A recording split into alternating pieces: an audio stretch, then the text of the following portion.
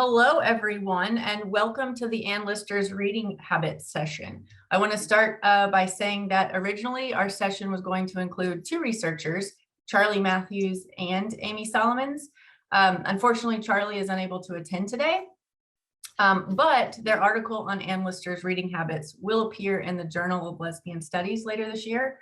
And they are a contributor to the forthcoming volume on gender and the book trades in Brill's Library of the Written Word series. So you can still check out his research and follow him on social media. So today we have Amy Solomons presenting her research, followed by the Q&A. And Amy, her trained as an archivist with a specialism in early modern books from 2019 to 2023. She is undertaking a collaborative PhD with the University of Liverpool and the National Trust researching female readers in private library collections from 1680 to 1830. Her research analyzes what, how, and where women read in the long 18th century using the private library, a space typically seen as masculine, as a case study. Her wide-ranging interests include book history, women's history, and the intersection between archival theory and practice. So with that, I'm going to hand it over to Amy and her presentation. Yeah. Okay, so I'll just start sharing. Everyone should now be able to see. So yeah, first of all, hi everyone. Thanks for joining today. It's really nice to be able to share the research with Ann Lister enthusiasts and researchers. And a huge thank you as well to the summit organisers for putting together what looks like a really great schedule across the weekend. The inspiration for this talk, which I've titled Ann Lister's Reading Spaces, came from reading her diaries and beginning to understand the ways that she navigated her reading across and within different spaces, both public spaces and private spaces. As Lister herself explained in a diary entry, she was happy among her books and not happy without them. Books, reading, and education were central to Ann's life, but where did she read and how did she interact in these different spaces? As Ann's diaries explain, she had access to a remarkable number of reading spaces for a 19th century woman. Extracts from Ann's diary show that she was a prolific reader who used her diary to comment on book purchases, library expenditure, her reading spaces, the books that she was reading, and her thoughts on those books. Taking advantage of her status as a landowner, she was able to exert her influence within Halifax society and negotiate her reading across public and private spheres. The private spaces that we're going to talk about today are her private library at Shibden, book collection in Paris, and the negotiation of her reading within the space of her diary. In terms of public reading, I'm going to talk a little bit about Halifax Circulating Library, which was a membership fee-based library. First then, I want to go into detail about Ann's use of her private diaries as a reading space. Lister then is one of those readers that researchers are always thankful to find because of the sheer volume of notes that she left about what she read, when she read it, and what she thought about the texts. These notes alone could fill several presentations, but for the purposes of this talk, I want to focus a little bit on the books as a space to negotiate reading. Ann's diaries are a form of commonplace book, which is a record of organised reading, often used to store quotes and opinions on a text. Moreover, commonplace books show a reader's concentration. They allow them to sharpen their reading practices and develop opinions and critical judgments on their reading material. This is particularly apt in the case of Lister, who is often judgmental of her own reading and uses the diaries as an honest critique of the things that she's read. Historians have already done much work on the field of commonplace books, so I thought it might be useful to provide a little bit of context. David Allen, who writes a lot on 18th century libraries, suggests that commonplace texts detail their empty vessels, which you could pour knowledge into, and they're also treasured personal collections of anecdotes, extracts, and places where you could reflect on your learning. Adam Smith, who is a book historian, takes a much looser approach to the commonplace book, and sees it as a miscellaneous manuscript, the perfect definition for Anne's diaries, which, as I'm sure we all know, were full of lots of different content for us to all read today. Finally, then we have Polly Bull, who, as part of her PhD thesis, did a chapter on Lister's diaries and notebooks. And Bull wrote that Lister used her diary and her writing as a study tool to accompany her reading. So now to move on to where can we find out about what Anne was reading and the spaces she was interacting in. This slide, there's a lot of information. I'm not expecting you to read it all. It's a screenshot of the Pact with Potential website, which has a resource on Anne's bookshelf. As of earlier this week, when I was putting this presentation together, it had 736 books on there that Anne read. Now, what Pact with Potential do is they trace Anne's reading through her diaries, and they update the bookshelf every time a mention to a book comes up in the diaries. This has been an invaluable resource to me, and I'm sure it could be for other people. And it is my first port of call if I want to know if Anne read a certain text, or just more generally the types of books that she was reading. As you can see on the screenshot, contains information such as the title, when Anne wrote about the book, the diary catalogue reference. It also has on here if the book was owned by either Anne Lister or Anne Walker, and column J, which is the one that's most interesting for me, is Anne's opinion of the work. So then, using this spreadsheet, I wanted to follow on with a few examples about how I've used it and how it can be brought in to Anne's reading spaces. So here is just a small selection of the books that Anne wrote comments on. All three of these, Anne uses her diary as a space to track books which she later wants to add to her private library. The first example, A General View of the Geology of Scripture by George Fairholme, has a comment from Anne that it is an interesting work, well written, buy it and read it again. Similarly, Thomas Tibbs's The Experimental Farmer, Anne wrote, some good observations in this work, the better for being the smaller, no waste of words, buy it. Finally, Austria as it is, or Sketches of Continental Courts by an Eyewitness. In 1836, Anne comments in her diary that this is a book that is perhaps worth buying, or at least reading again after having been at Vienna. While on the surface, these are fairly throwaway comments compared to some of the more witty comments she wrote about her books, it actually gives us an insight into two of Anne's reading spaces. The fact that she suggests she needs to buy the work tells us that she must have borrowed it, presumably either from a friend or maybe through her membership with the circulating library in Halifax. Anne reflects that these books should transcend that public space of Halifax Library and move into her private reading space through book purchase. This is an example of Anne managing not only what she's reading, but the spaces in which she chooses to read the works. So then to move on to her own library, within her library, Anne manages the space through mentions in her diaries, one of Charles Haworth putting up bookshelves, and about the arrangement of books in the private space of her closet, taking clear agency in her own reading space. The books are transferred from the semi-public space of the passage, a space where books were on display if visitors came, to a more private space of Anne's closet. This entry furthers our understanding of reading spaces within Shibden, indicating that Lister had use of at least two spaces, a closet and a library passage. The books mentioned here likely include the handful of books which still survive at Shibden today with Anne's signature in. Now, a quote which I found really interesting when I was thinking about Anne negotiating her reading and reflecting on how that makes her seen in Halifax society was this one at the bottom of the screen, which reads, I must be very cautious how I seem to spend money and must make a great appearance of carefulness. Not a word about all these additional books. Now here, Anne's not writing to anybody in particular.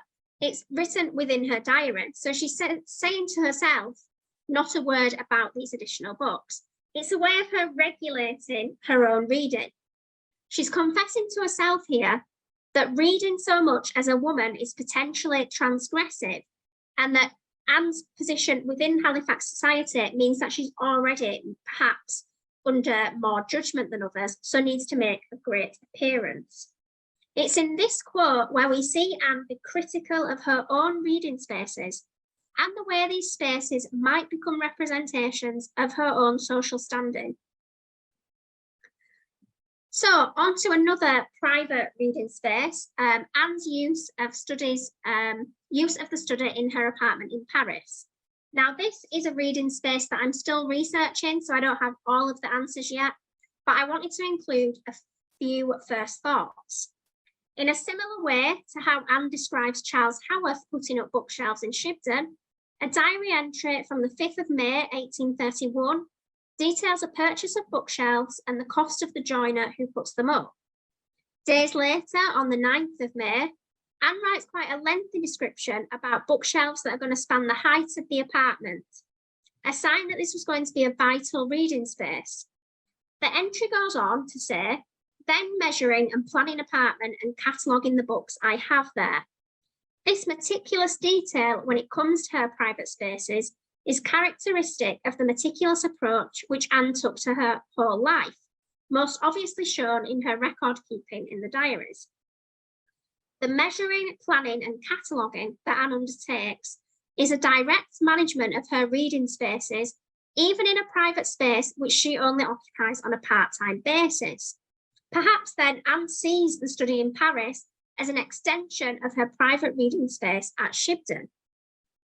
When Anne moves from 7 Rue St. Victor to number 27, she details on the 20th of May and the 22nd of May that she spends time arranging her books within the new reading space. This is a crucial part of her settling in to a new apartment. 2 years later, Anne returns to Paris and comments that the books are sadly dusty. Again, reading is at the forefront of her management of her private spaces. Now, what I want to do a little bit more with the Paris case study is search for more mentions within Anne's diary to build a clearer picture, which will then be able to make a comparison between Paris and Shibden and how she manages the different spaces. On then to the public spaces and subscription libraries. Anne negotiates her reading in different settings and then again within her diary, as we've already seen. Lister's routine use of Halifax's library is clear in her diaries from 1816 to 1818, through frequently mentioned phrases, went to the library, walked to the library, and at the library.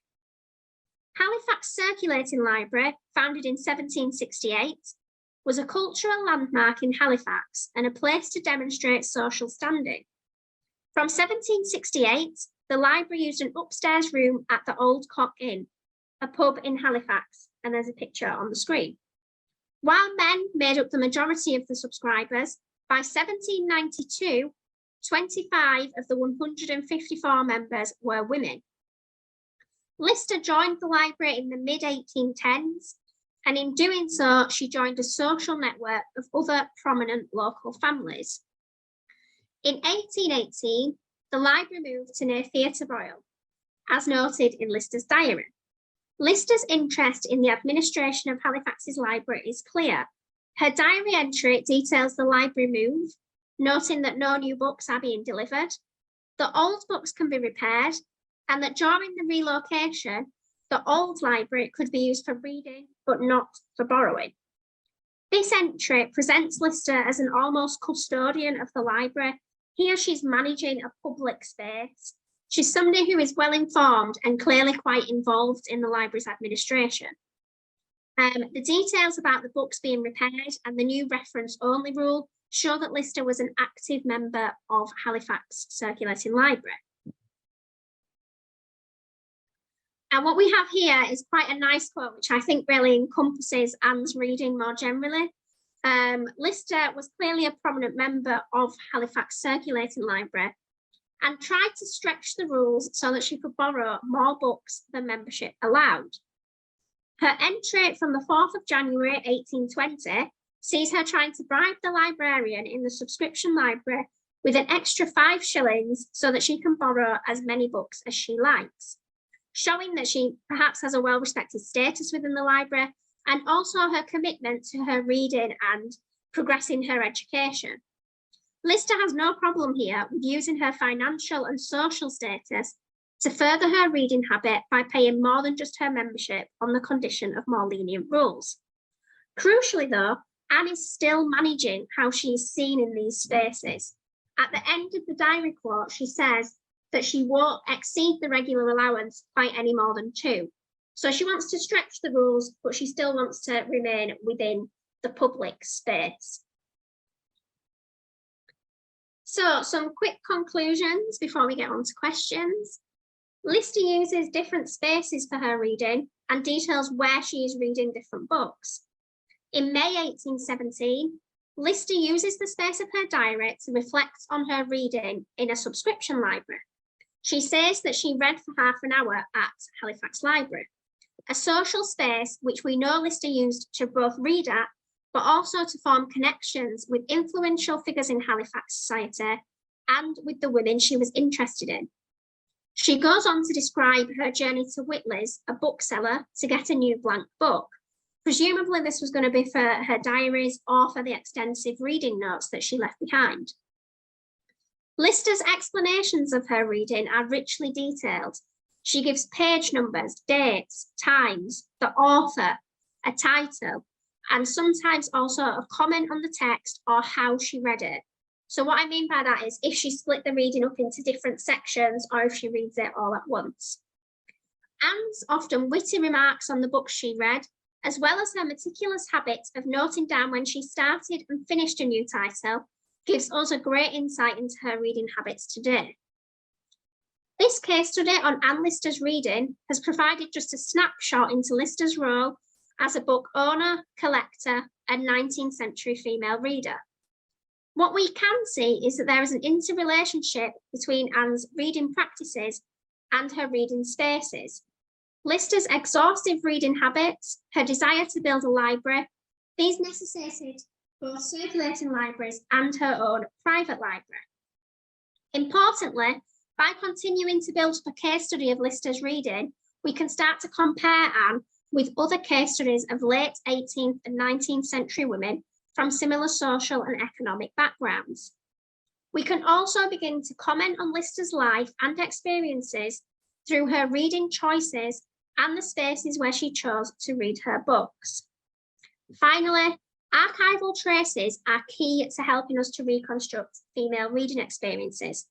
To move beyond case studies, we need to go back to the archives and go back to the sources. How are women reading and what are they reading? This is not always obvious. Case studies like Lister's are not the norm, but I think we can use Lister to build up a really strong case for what a irregular 19th century reader could be reading and then compare that to the more unremarkable readers that we often come across in the archives. Okay, I will stop share. Thank you. Awesome. Thanks, Amy. That was really interesting. I love looking at Anne's book list and all the reviews and what she says about all the different things she read and who she read it for.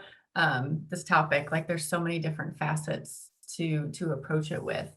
Go ahead and everybody, if you have questions, go ahead and put them in the chat and we'll go ahead and start the Q&A.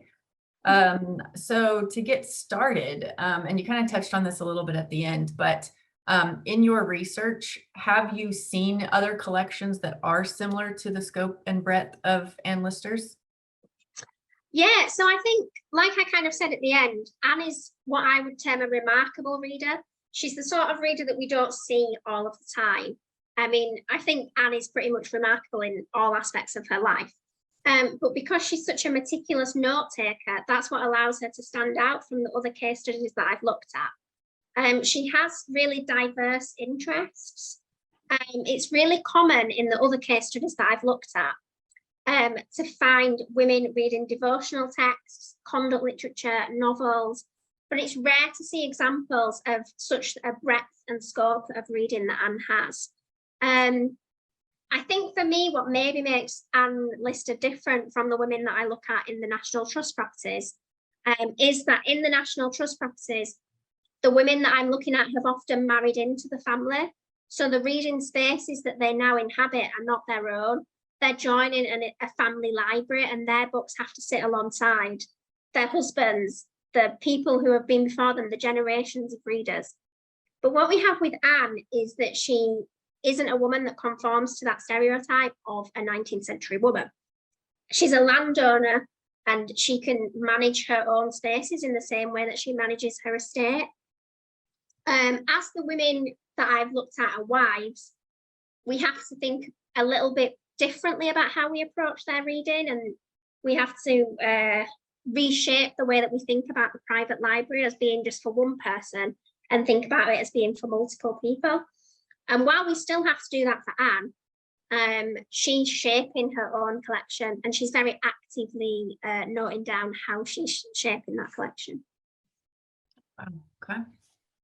Let's see. So have you explored any of her letters yet? Her book recommendations to friends and advice on what to read and why are so interesting from Liv. Her letters aren't something that I've really looked into yet, mainly because I first started doing the Anne Lister project as a bit of a lockdown project where we didn't have access to sources, but it was hugely helpful that lots of the diaries had been transcribed already, and that we had resources like Packed with Potential that as researchers we could use at a time when we didn't have access to archives and libraries in the way that we normally would. So I think that maybe through looking at letters, one, I might find a little bit more of that interaction between borrowing books and maybe start to build up a bit of a network of readers. But also I'm hoping that in the letters, there may be a little bit more information about this apartment in Paris and the reading that she does there. And if anyone in the audience has done any work on the Paris books or on her life in Paris in general, then I'd be really grateful if you could get in touch and we could have a chat about that, maybe offline. Because yeah, I think I was keen to come along and give my talk, but also to learn from the other people here. And so I think that's sort of the point of the summit, to be quite a collaborative experience. Yeah. And actually, yeah, there are a few people who have looked into the Paris apartment time and her time in Paris. So I know there's probably a few people that will reach out to you. Yeah. So here's a question focused on sort of your research. So aside from journals, what other archival materials do you use to conduct this sort of research?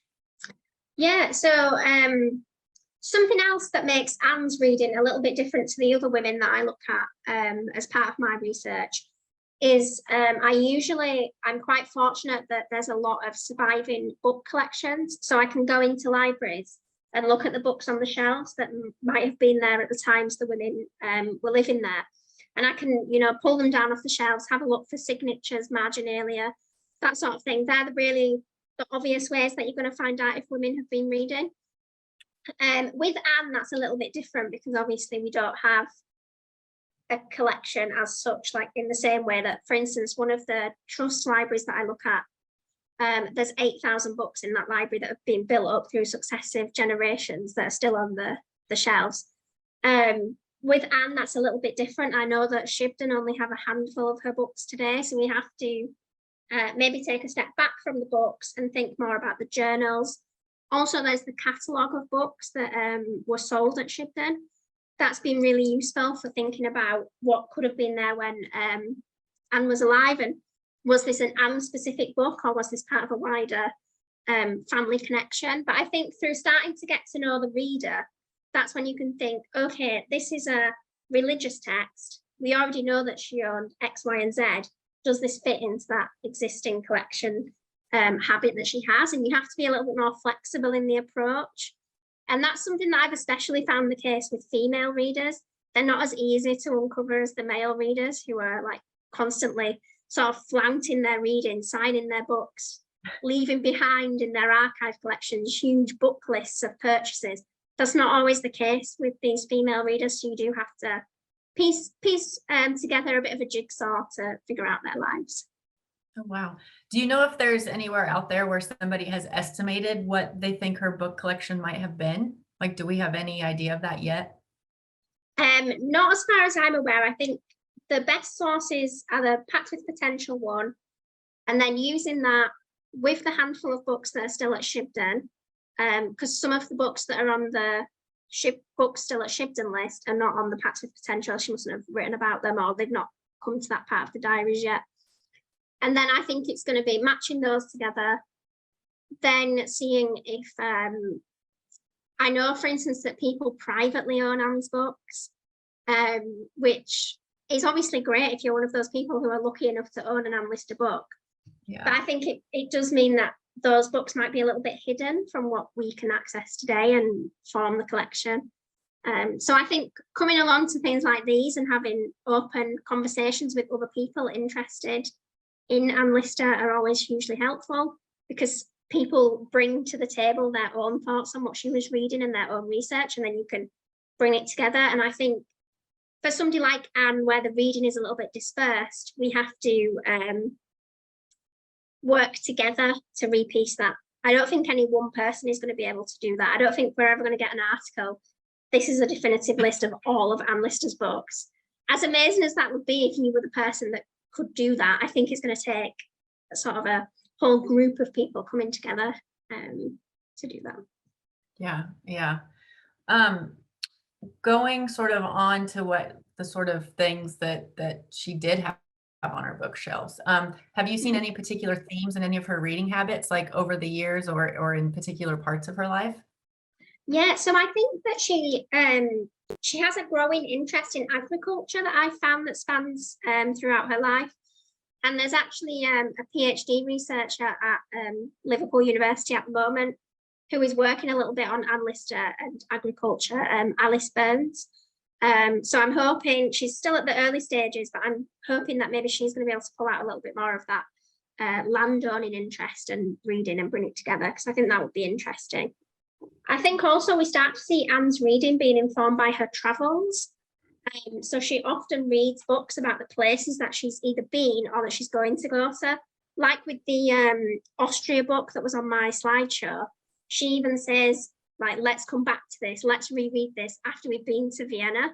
It's almost as if she wants to compare the text to her actual experiences in these places.